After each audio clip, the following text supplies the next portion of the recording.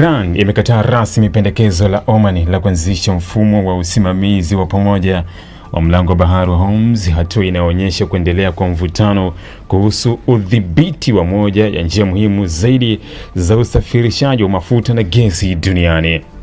Afisa mwandamizi wa Iran ameliambia shirika la habari la Reuters kuwa Tehran hailioni pendekezo hilo kama nafasi yoyote ya kufanikiwa na kwamba halikubaliki kwa maslahi ya taifa hilo. Kwa mujibu wa afisa huyo, Iran inaamini kuwa Marekani na Saudi Arabia zimekuwa zikiwekea Oman shinikizo ili iendelee na kile linachokiita mipango isiyo halisia kuhusu mustakabali wa mlango wa bahari wa Hormuz.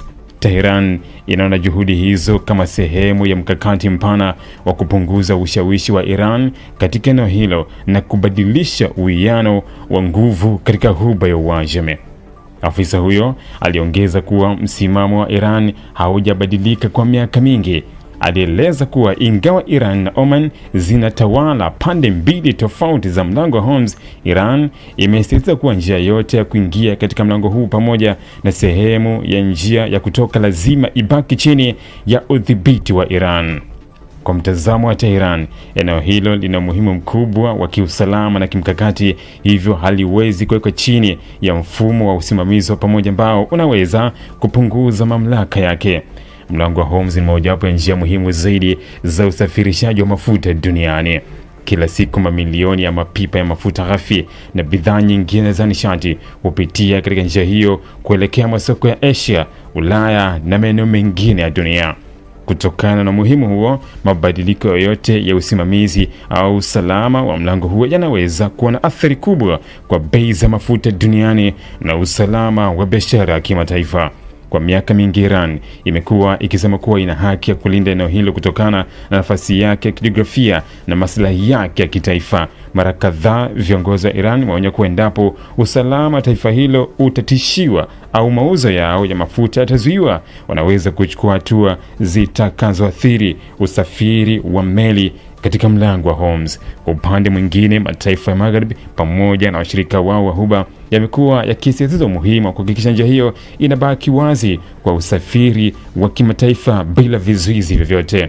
Marekani imeendelea kuwa na uwepo mkubwa wa kijeshi katika eneo la Ghuba kwa lengo la kulinda uhuru wa usafiri wa baharini na kuzuia vitisho vinavyoweza kuathiri biashara ya kimataifa. Ingawa maelezo kamili ya pendekezo la Oman hayajawekwa wazi hadharani, taarifa zinaonyesha kuwa ilikuwa na lengo la kuanzisha mfumo wa ushirikiano wa kikanda katika usimamizi wa usalama wa mlango Hormuz ili kupunguza hatari ya migogoro na kuongeza imani kati ya mataifa ya eneo hilo. Hata hivyo, kauli ya Tehran inaonyesha kuwa pendekezo hilo halina nafasi ya kutekelezwa kwa sasa kutokana na tofauti kubwa za kisiasa na kiusalama.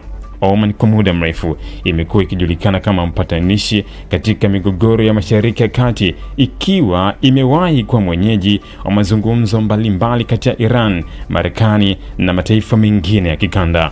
Hata hivyo, kukataliwa kwa pendekezo hilo na Iran kunaashiria ugumu wa kufikia makubaliano kuhusu swala la usimamizi wa mlango Hormuz, hasa wakati ambapo mvutano wa kisiasa na kijeshi katika Mashariki ya Kati unaendelea kuongezeka. Kauli ya Iran pia inatarajiwa kuongeza mjadala wa kimataifa kuhusu usalama wa njia hii muhimu ya baharini, huku wachambuzi wakionya kwa kutokuwepo kwa makubaliano ya kikanda kunaweza kuongeza hatari ya migongano ya kijeshi au usumbufu wa usafirishaji wa nishati endapo mvutano kati ya Iran, Marekani na washirika wake utaendelea kuongezeka. Iran imeweka wazi kuwa haitakubali mpango wote unaoweza kupunguza mamlaka yake juu ya maeneo ambayo inaona ni sehemu ya maslahi yake ya kimkakati kwa usalama wa taifa hilo. Ili kuwa mwanafamilia bora wa Global TV, usisahau kusubscribe, like, kushare na kucomment. Baada ya kusubscribe, bonyeza alama ya kengele ili kupata taarifa kwa kila video inayopanda Global TV Online.